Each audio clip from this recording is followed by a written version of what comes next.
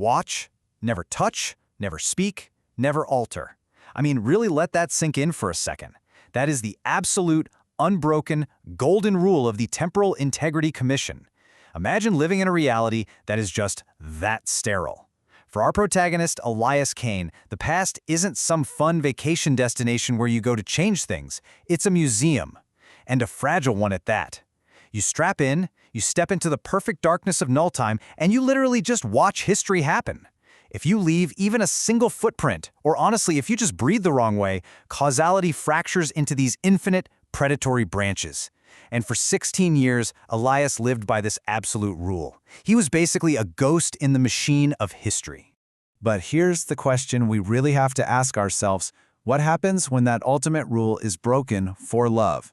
What happens when the person you are forced to sit there and watch die is your own wife? This right here is the core dilemma of the incredible story we're breaking down today. It's this massive, high-stakes narrative that pits the cold, rigid mechanics of time travel straight up against the reckless, chaotic force of human grief. Okay, let's dive right into this. Welcome to today's explainer, Echoes of the Unwritten, Anatomy of a Paradox.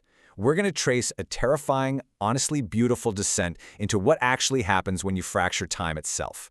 We'll map out exactly how a single, split-second moment of intervention spirals into a literal cosmic nightmare, and what it ultimately costs to put the universe back together. Section 1. The Observer's Dilemma. So, what exactly is a Level 5 observer?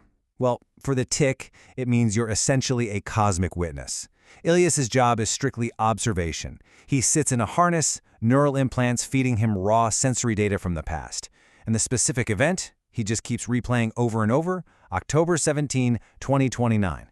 The night a black sedan with no plates speeds out of absolutely nowhere and strikes his wife, Sophia, while she's walking home for the university library. He has watched this terrible night dozens of times. Now, the Tick officially classifies it as random urban violence, but Elias, he knows the angles are way too clean. The timing is it's too perfect. Someone erased her to get to him. And yet, his duty is just to sit there in null time, strapped in, and watch her die.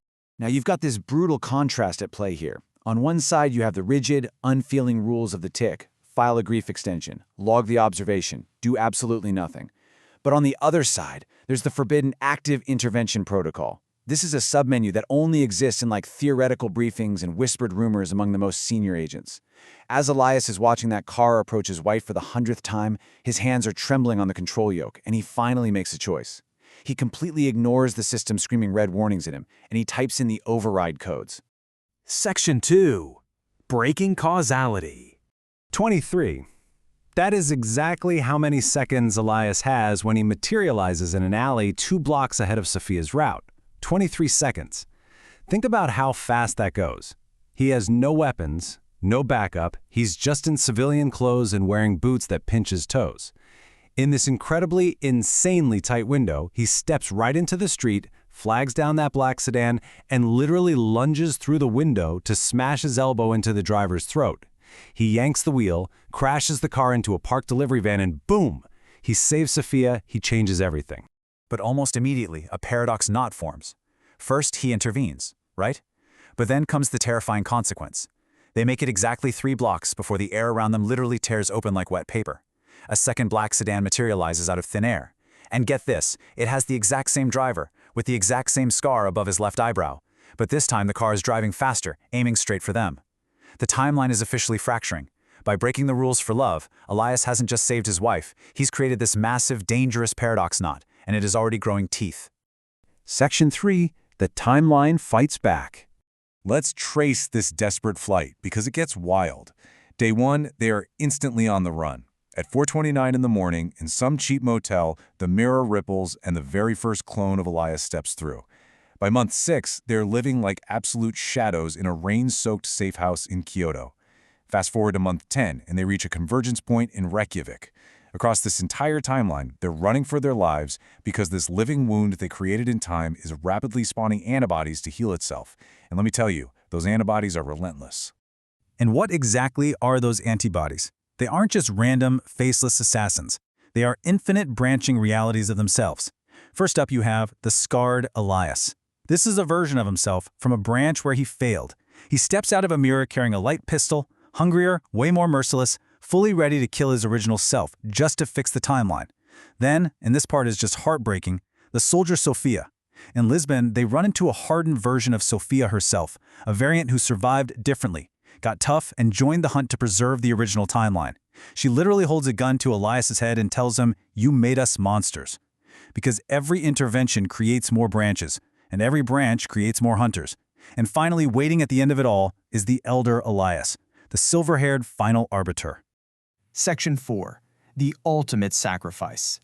The odds at this convergence point are just completely impossible. On one side, it's just the two of them, the original Elias and Sophia.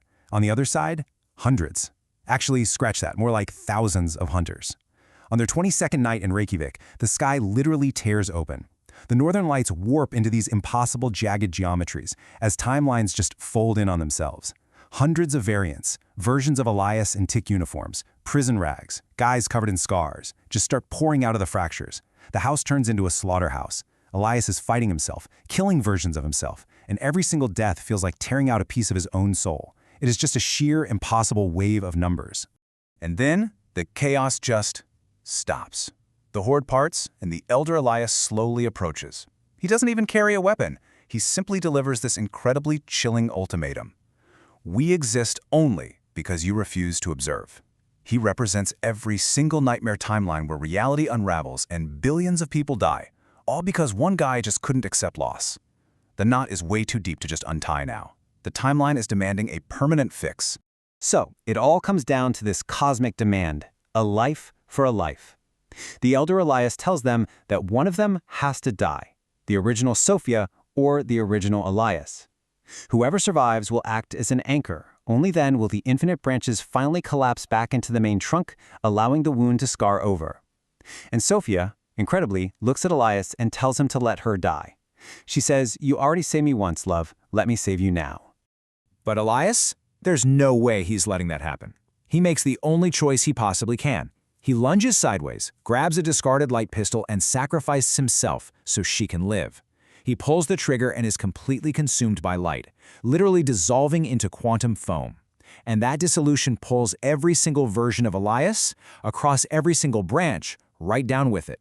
Finally, the paradox knot tightens and it snaps. The branches collapse. Section 5. The infinite loop. Suddenly, we are snapped right back to 2029, the original timeline, the very one where Elias Kane was struck by a car.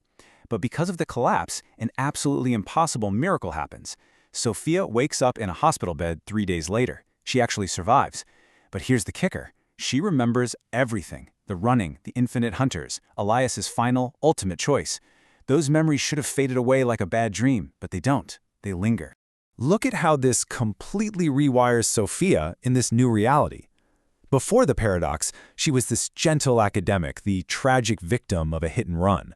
After the paradox, she becomes a brilliantly obsessive physicist. She dives into temporal mechanics with this fierce, almost religious intensity. She starts publishing pseudonymous papers on observer effects and branching realities that make all the senior academics highly, highly uncomfortable.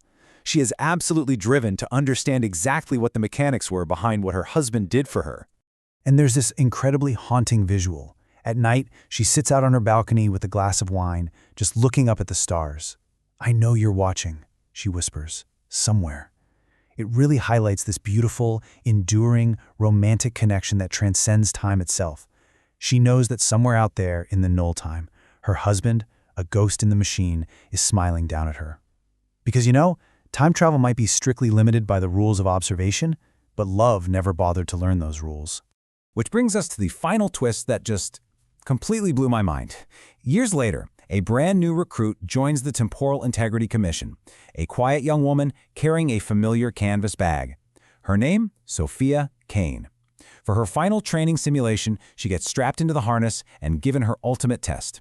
Observe the night of October 17, 2029. Watch her own death.